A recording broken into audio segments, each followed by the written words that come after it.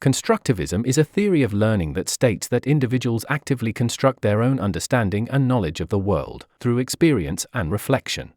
According to constructivists, learning is not simply the acquisition of knowledge, but rather the creation of new meaning through the interaction of prior knowledge and new experiences. Constructivism can be traced back to the early 20th century, when philosophers and psychologists such as John Dewey and Jean Piaget began to challenge the dominant behaviorist view of learning, which emphasized passivity and the role of external rewards and punishments in shaping behavior. They argued that individuals actively engage with their environment to make sense of the world around them. The key ideas of constructivism include the following. Number 1. Knowledge is constructed, not transmitted. According to constructivism, knowledge is not something that can be simply transmitted from teacher to student.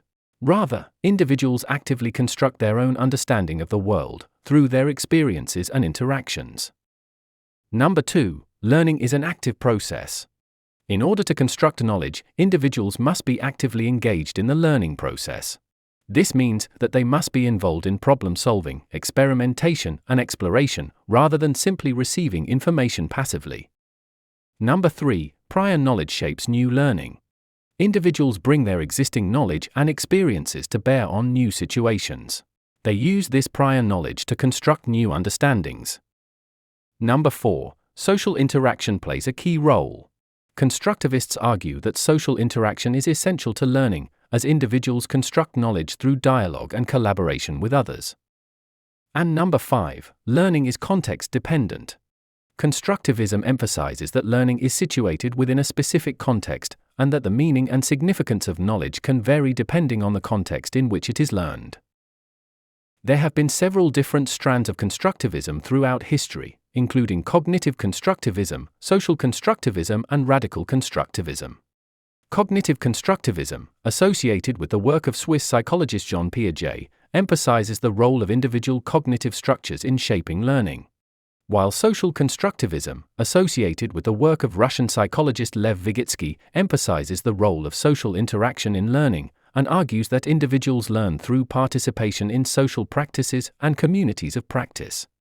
And lastly, radical constructivism, associated with the work of German philosopher Ernst von Glasersfeld, argues that knowledge is entirely constructed by the individual, and that there is no objective reality outside of our own constructions.